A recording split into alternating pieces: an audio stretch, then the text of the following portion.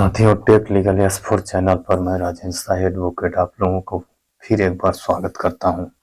साथियों, 1 जुलाई 2023 को सारे देश भर के सहारा निवेशकों की नजर प्रधानमंत्री की ओर है। प्रधानमंत्री की ओर क्यों है?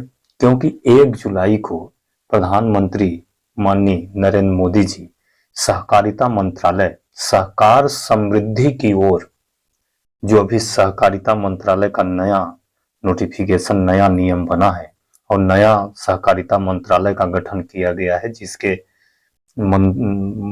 जिसकी जिम्मेदारी अमित शाह जी को सौंपी गई है। अमित शाह जी गृह मंत्री के साथ साथ सहकारिता मंत्री का पदभार भी संभाल रहे हैं।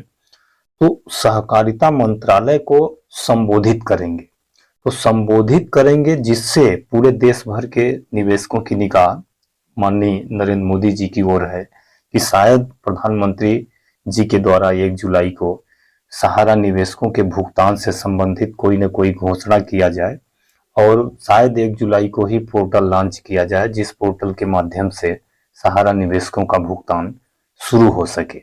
ऐसा उम्मीद पूरे देश भर के निवेशकर्ताओं के द्वारा, कार्यकर्ताओं के द्वारा तथा कई यूट्यूबर्स के द्वारा लगाई जा रही है।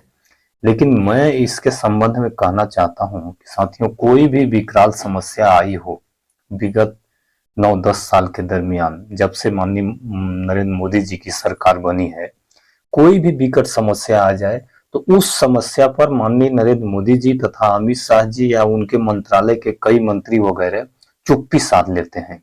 उन मुद्दों पर उनको कुछ भी नहीं बोलना है। ऐसा लगता है कि जैसे कुछ उनको उन समस्याओं से वो वाकिफ भी नहीं है। आप लोगों ने जैसा कि देखा, रेसलर खिलाड़ियों का मुद्दा 2-3 माह से वो धरना प्रदर्शन पर बैठे रहे, लेकिन ये एक शब्द मोदी जी के मुंह से नहीं निकला।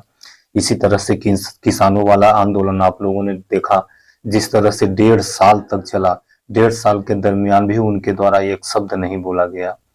इसी तरह से सहारा निवेशकों के भुगतान का भी मुद्दा विगत 3-4 सालों से, कौन कहे 8-10 सालों से चल रहा है, लेकिन इस मुद्दे पर भी सरकार के द्वारा किसी भी तरह का कोई स्टेटमेंट, कोई आश्वासन या कोई निर्देश किसी भी निवेशकर्ताओं को नहीं बताया जा रहा है कि क्या सरकार का नीति है, क्या सरकार करेगी। हाँ, जब सर्वोच्च न्यायालय ने आदेश दिया तो माननीय गृह मंत्री जी के द्वारा बोला गया था कि 3-4 माह के अंदर में हम 10 करोड़ निवेशकों का भुगतान कराएंगे।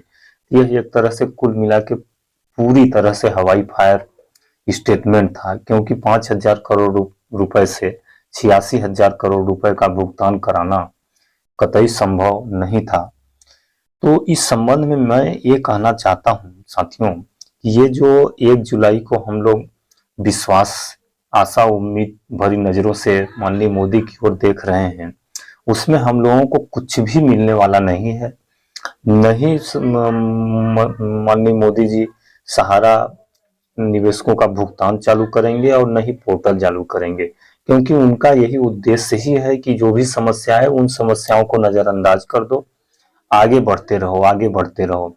अब आगे क्या होगा वो भगवान मालिक है। क्या वोटर नाराज होगा, क्या सहकारिता के निवेशक नाराज होके वोट नहीं डालेंगे? अगर जब ऐसी स्थिति निर्मित होगी, उस दिन जब चारों तरफ से प्रेशर पड़ेगा, तब शायद सरकार कोई ना कोई निर्णय ले।